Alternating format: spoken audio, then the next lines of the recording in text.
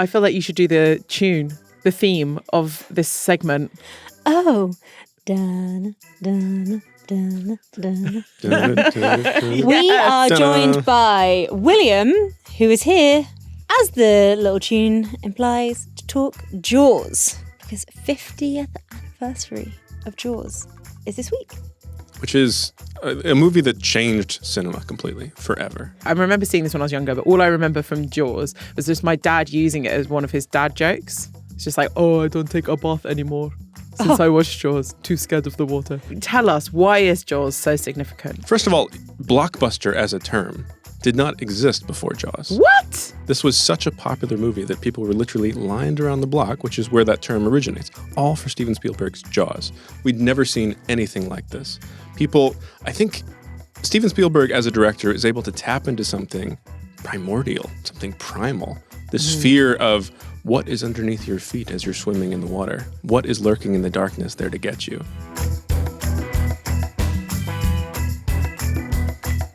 Hello, everyone. Welcome to Culture Bites. Today, we're going to be speaking about some masterpieces on show in Abu Dhabi. And looking back at the film that changed cinema forever.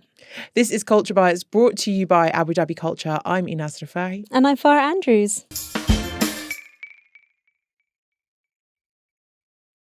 Drum roll. Amazing.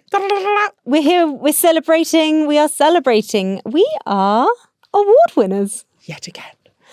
This week, we found out that we have won the Best Entertainment Podcast at the Publisher Podcast Awards in London. Yes, we are very grateful. Thank you so much for the recognition from the awards ceremony. Such a shame we weren't there. I know.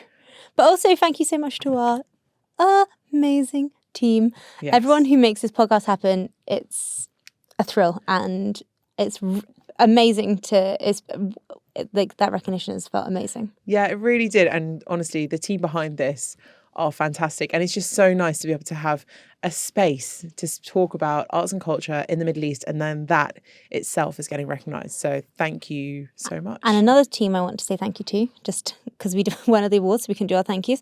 The arts and culture team here at the National. So much of what we talk about are stories that are conceptualized by them, written by them, researched by them. And they are so much a pillar of this podcast, and their work is amazing. Brilliant stuff.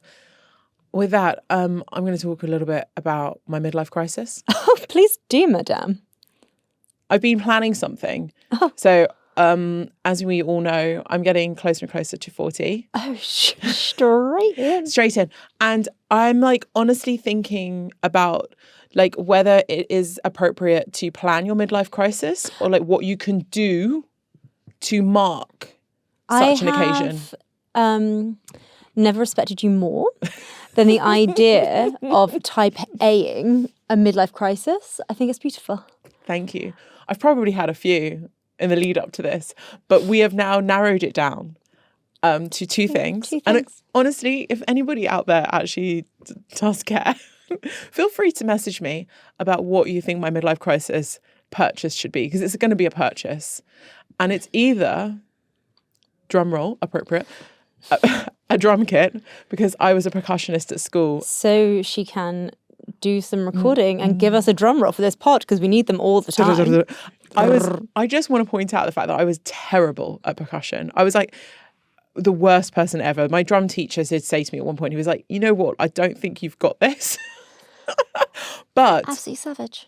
Real savage. But passion was not lacking. I had a lot of passion. And would you like to talk to us about option? What's behind window B?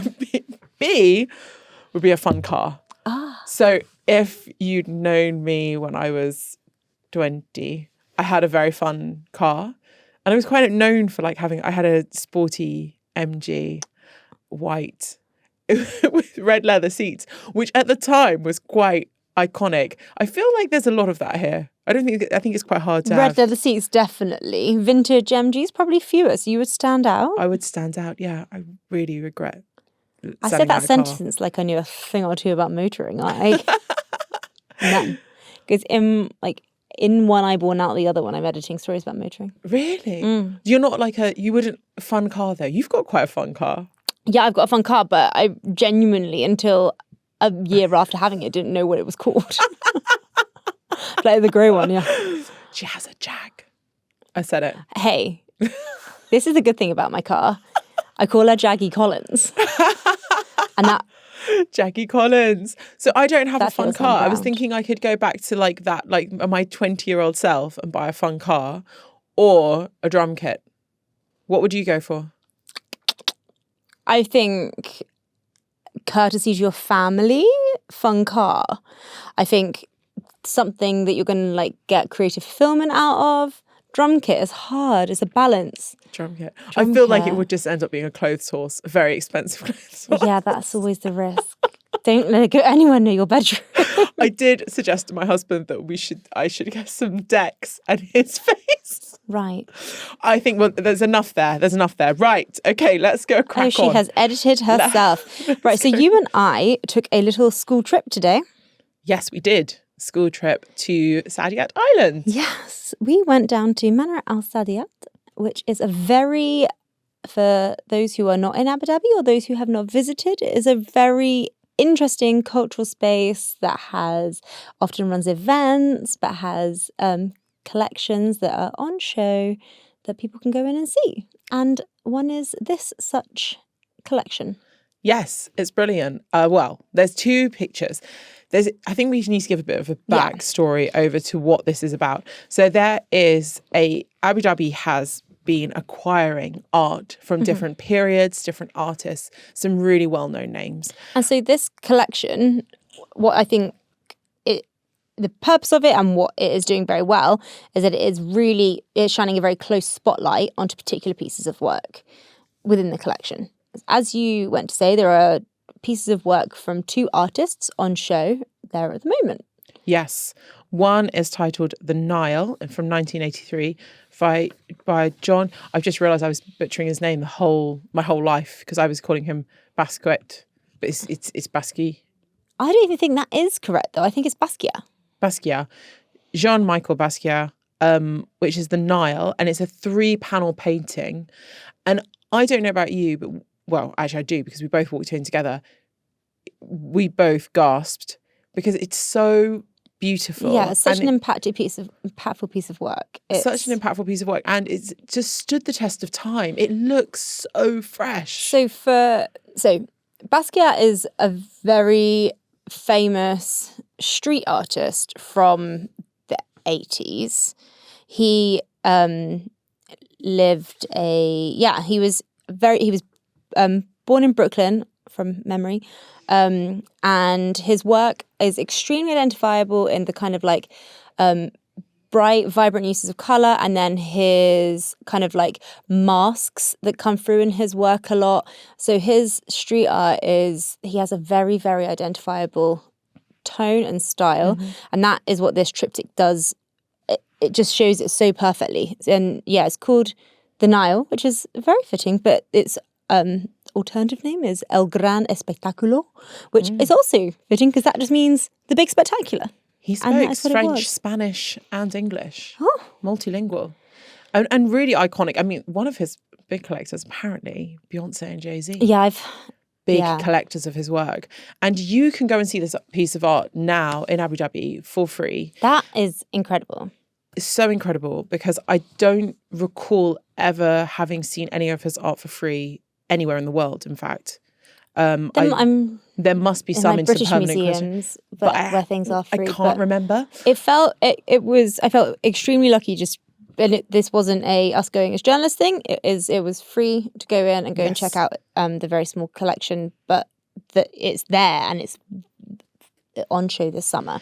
And the way Abu Dhabi Culture has actually curated this is it's not just about that piece of work. It's about the story behind who the man was who made the piece of work and the story of the actual painting itself. And there's a kind of digital explainer to kind of guide you through the different motifs in the painting. It really felt like it is on show for art lovers, and then I would say like historians and students of art and creativity. So there's timelines of the artists on show. There's like very in-depth explanations of the work, like you mentioned. And the other artist that's on show is a Renaissance painter. No, that is not true, Farah. He's an 18th century painter, Jean-Baptiste Simeon Chardin. And they have two of his paintings, a pair.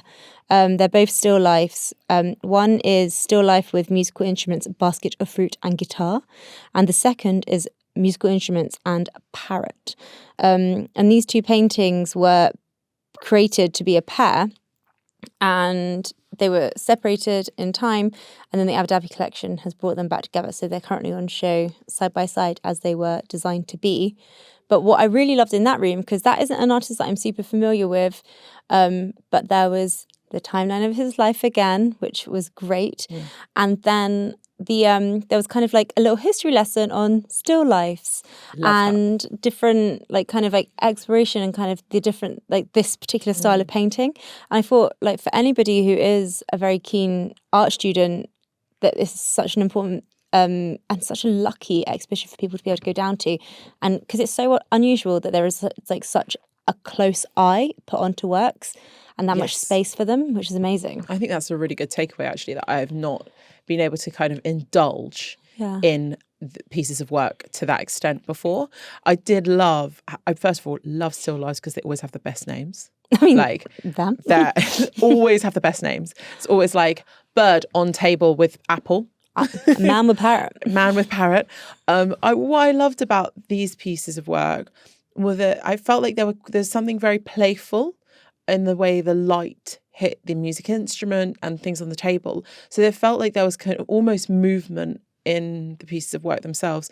And that light reflection just gave it, I don't know, if they felt quite cheerful. I don't know if they're meant to be cheerful, but that was my interpretation. Oh, I like that though, because there was like very interesting use of light in the paintings. It brought like a levity to them, which I enjoyed. I made a little video. I'm going to put it on the gram. On the internet. I'm going to put it on the internet. So if you are interested in having a little sneaky preview, you could probably check it out via my Instagram page. I've never said that before. She's plugging herself. That's she's having weird. a midlife crisis. She's plugging herself. She's having a... Let's take a little break.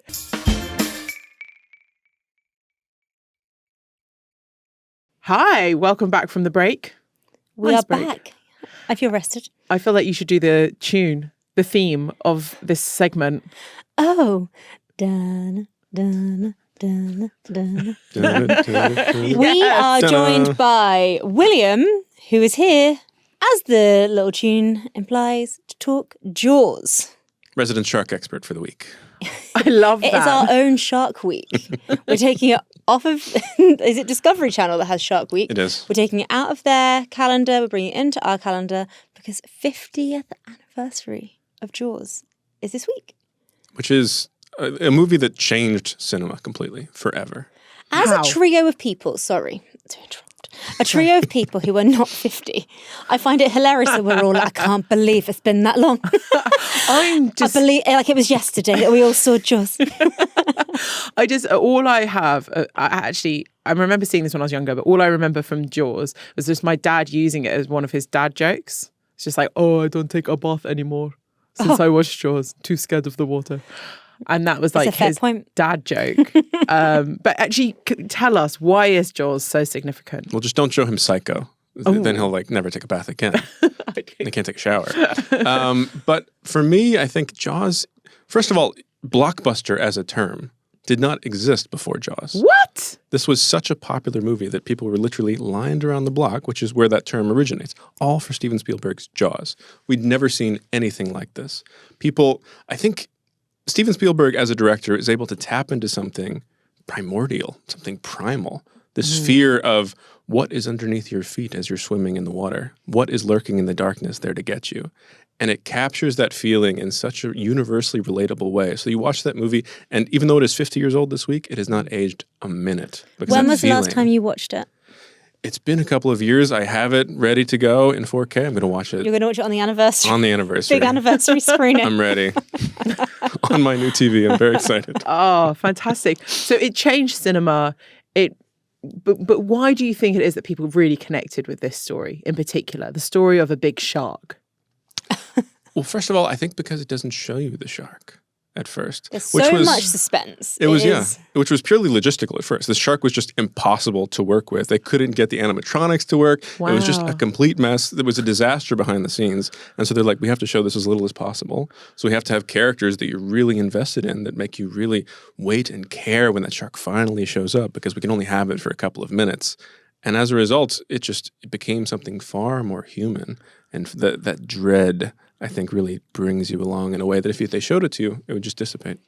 Would you argue that there was kind of a birth of a whole new shark-themed genre and fascination that was kind of birthed from this film? Oh, for sure. And it's never been topped, which is crazy. In 50 years, we've had so many different shark films. They've gotten from very scary, very like realistic, like Open Water in 2004, just this terrifying movie based on a true story of these two people who were out on a diving trip and got left behind and were never seen before again. That's just terrifying. So you have written a list of shark films to watch on the anniversary week of Jaws, which fun.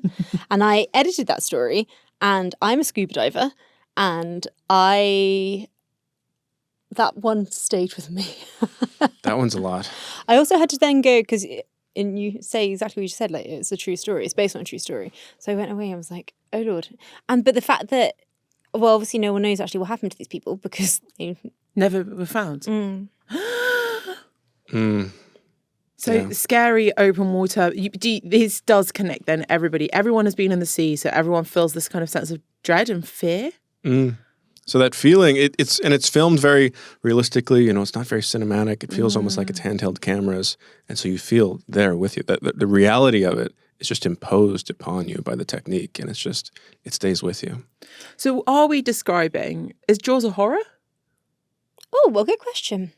I think it's probably one of the more palatable horror films, but fascinating. It's terrifying. I think Jaws 2, basically because they had a machine that would work, and 2, because you've already seen this shark before, like everyone's seen the first movie. Yeah. They basically just turn into a slasher movie. Like he's basically Jason or Michael Myers coming after people one by one from the beginning of the film.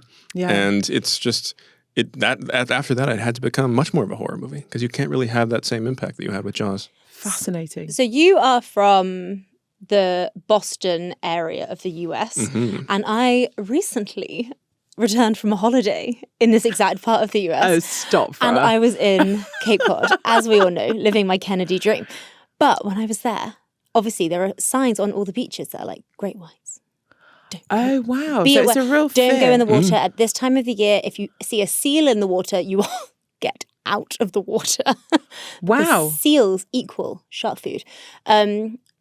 But the other thing when I was there, what I loved was we downloaded an app, which I can't actually remember the name of. And it's just like a shark tracking app. And I was absolutely obsessed with tracking where all the great whites were, like off the coast of Cape Cod. Do they electronically tag them? So they can tell where they are? There was one called Danny, just swimming around. Danny? What have they got names like Susan and Jeff? Danny. Danny boy. Danny stayed with me. Danny the Great White. I have to admit, he was down by Martha's Vineyard. So I've got a bit of a bone to pick. Like I grew up partially in, God, look at us just name dropping. I grew up in Aqaba. Holiday dropping. I grew up in Aqaba. So a lot of my friends scuba divers, like, oh, sharks get a really bad rep because of films like Jaws and like this fear. But should we be afraid of sharks? Like, is sharks like a thing? Like, are we meant to be afraid of them? I like that we've got William on, like a biologist. Tell us. I know. I'm like, should we be afraid of sharks? Should we? The question is similar to should you be afraid of the dark? It's in all of us. It's like you're not going to stop being afraid of sharks. It's too deep in there. But the question is, how realistic is it ever going to happen to you? No, it's not going to happen to you, generally speaking, unless you're a big fan of swimming with seals and the like. Well, obviously I would do that, yeah. Yeah, given half a chance. There was seals swimming when I was there and I thought, get me in the water with them immediately. But I'd read the sign, and also it was cold. So do we think then the phobia existed before Jaws and then Steven Spielberg was just playing on the phobia? Oh, for sure. Like it's just one of those things that's never really articulated. This is fascinating because I'm wondering what other phobias that have been exasperated by Hollywood now. Oh no, I'm asking a question. We're going to have to edit all of this out. No, you haven't. You've opened a can of worms. I think that everyone references Jurassic Park when we hear little things like, oh, they've got the like little woolly mice, prehistoric mice. They're bringing them back to life. Oh, we've all seen Jurassic Park. When you see Jurassic Park, it's not a good thing. It's not a good thing. I think the only phobia I can think of is clowns. Was that also Steven Spielberg? It? No. No. Okay. Thank you. So could we have That's Stephen King. That's what I was thinking of. A different Stephen. The Stevens of the 70s were just terrifying people left and right. We should have a film about the Stevens. The Stevens, just the two of them. A question. So you've blown my mind by saying that the word blockbuster didn't exist before this film. Which, what? Like, is it true that blockbuster didn't exist before this film? That's a whole other thing. My first job. But no. True. Of course it is. This guy. Film guy. Our film guy. Worked at Blockbuster. He's been built for this. But you've spoken about the fact that this film, so it created the blockbuster, but it really created the summer blockbuster. That there was going to be a film each summer that kind of really was the film that everyone was talking about every year. So give us a few other of your favourite summer blockbusters. My favourite summer blockbusters. I think no one has ever really captured the medium like Steven Spielberg. So Jurassic Park is another tremendous one. E.T. Like it's just, there's so many films that have been erased just because a Steven Spielberg movie came out that year and everything else got forgotten. So it's like we earlier on we were joking about Hot Girl Summers, but really what we all want is a Steven Spielberg summer, just to kind of make sure we've got something great to watch. Sure. The Stevens. Stick with the Stevens. Yeah, terrifying Beach reads, people. and then summer blockbusters. Talk to us about a few more of your favourite shark films. You've spoken about Open Water. Open Water, yeah, still terrifying. But the thing is, the genre, some are very scary. You know, I think there's a new film that's in cinemas right now called Dangerous Animals, which basically combines the serial killer film with the serial killer who is himself obsessed with sharks and starts leading people to the sharks to make things happen. What? Yeah. It's too much. You're not going to watch that. For a girl like me. So it's kind of like merging then the horror with the shark phobia. Yeah, so bringing up Psycho again, kind of like Jaws meets Psycho. I'd call it. Fascinating. I know that's in cinemas at the moment. That's in cinemas right now. Okay. But I think there are so many films, you know, I think on the other end, there are a lot of films that have come out kind of in reaction to Jaws that are showing how important sharks are to the ecosystem, how we need to preserve them. There's a tremendous film called Playing with Sharks about photographer Valerie Taylor. It's a National Geographic film from a few years ago. That's beautiful about her entire life, which has just been dedicated to saving these essential animals. Yes. They get a bad rep because of films like Jaws. That's what I'm saying. Well, I mean, I think people, this is on you. You just have to be more sensible. If you don't go swimming in, don't get me started on those cage dives that people do where you throw meat in and everyone is that just teaches them all sorts of naughty things. But don't go swimming with sharks. Sharks, that's their terrain. I will say though that there's another great documentary out called Ocean with David Attenborough, which kind of shows how much even just advocacy for animals has changed. Because really, I think back when these movies were coming out, it was all save the whales, save the sharks. Now scientists don't even think that way. Everything's about saving the ecosystem. Fascinating. I did see a quick quote from David Attenborough saying that we just need to give the seas a bit of a chance and then they'll just rebuild themselves. Yeah, so there's a plan about blocking out 1/3 of the ocean. If we just leave it alone, not only will those places thrive, all the animals will come back, all the life forms will come back, and they'll spread across the entire ocean, which makes everything more sustainable. So really, I think the sharks will be okay as long as we leave everything else alone. I think what a great message to end this chat on actually is about preserving the ecological system in which we live in and how Jaws has helped us in understanding it a bit more. Thank you so much for coming in. Thank you, William. I didn't even get a chance to ask you about Sharknado. But hey, next time. You gotta watch out. Check the weather. Check your weather reports. The Sharknado might be coming.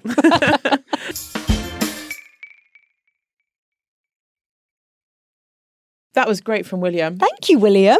Brilliant stuff. So on to recommendations. What is your recommendation this week, Farah? My recommendation is a film.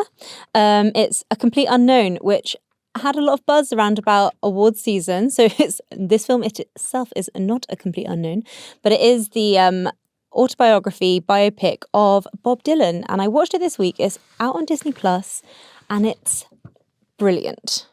Oh, it's really good. It's with Timothy. First name terms, madame. Timothée Chalamet. Timothée Chalamet. Yeah, he plays Bob Dylan.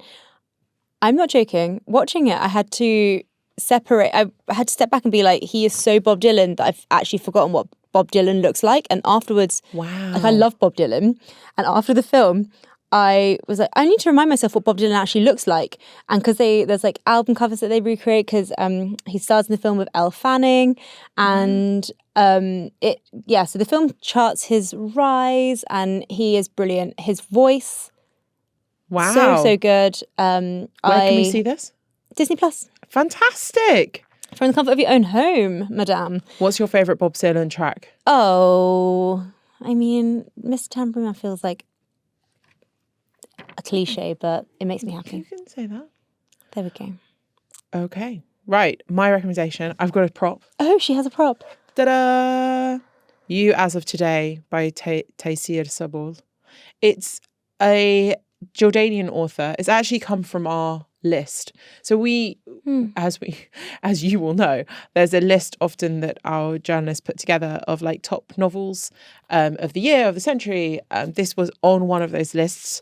Forgive me, I cannot remember when, but it's it's based in the 1960s during the Arab-Israeli War, and it just really felt a bit poignant at this time to talk about and it's about masculinity.